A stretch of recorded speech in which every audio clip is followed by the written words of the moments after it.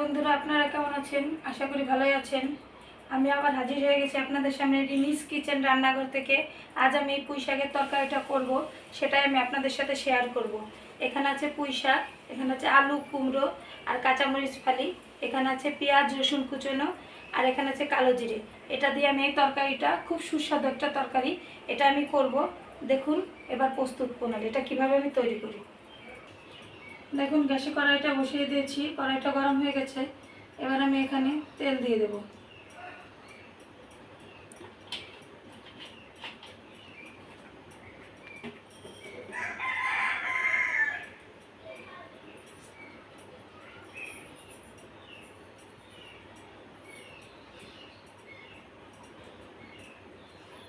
তেলটা গরম হয়ে গেছে, এবার আমি ফোড়ন দিয়ে দেব কিছুটা কালো জিরে।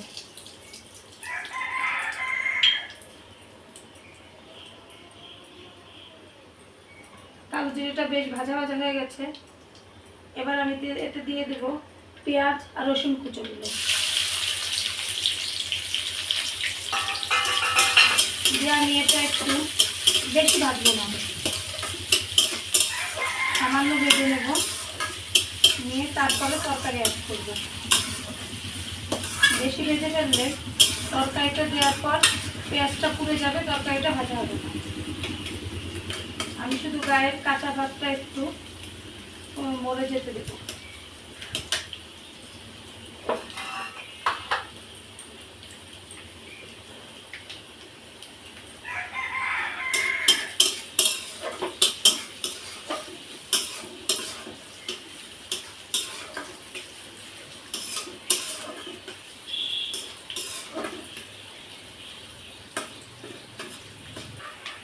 পেঁয়াজটা দেখুন কেমন একটু ভাজা ভাজা ভাব হয়ে গেছে। এবার আমি তরকারিগুলো এর সঙ্গে দিয়ে দেবো।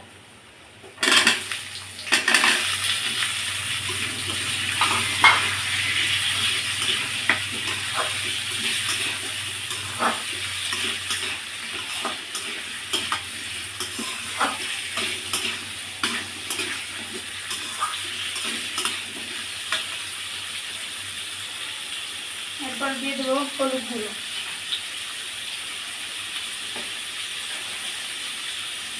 এরপর দিয়ে দেবো লবণ, দিয়ে এটা একটু ভাজা করে নেব।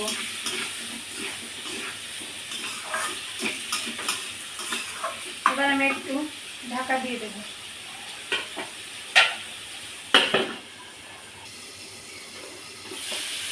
দেখুন ঢাকনাটা তুলে নিয়ে এসেছি।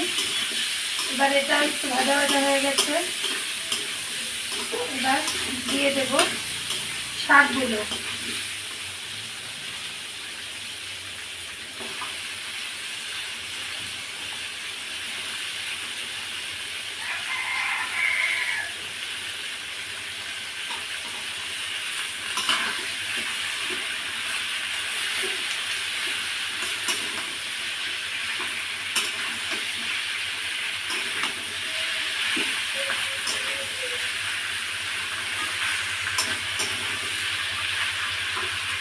শাকগুলো দিয়ে আমি আর একটু নাড়াচাড়া করে ভেজে নেব।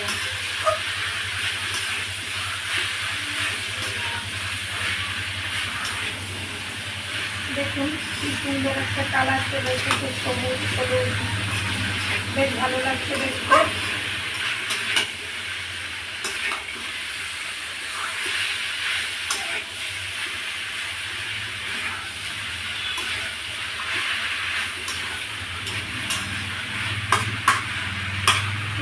ঢাকা দিয়ে দেবো।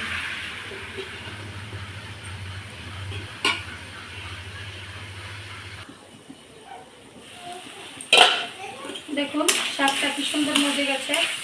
এবার আমি একটু জল দিয়ে দেব।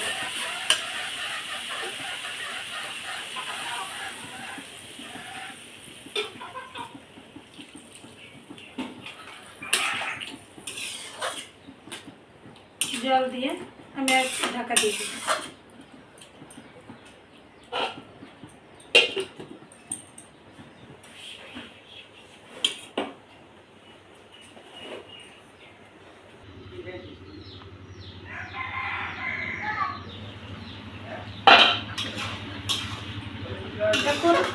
তরকারিটা হয়ে গেছে। এই যে কি সুন্দর দেখুন, সেদ্ধটা হয়ে গেছে।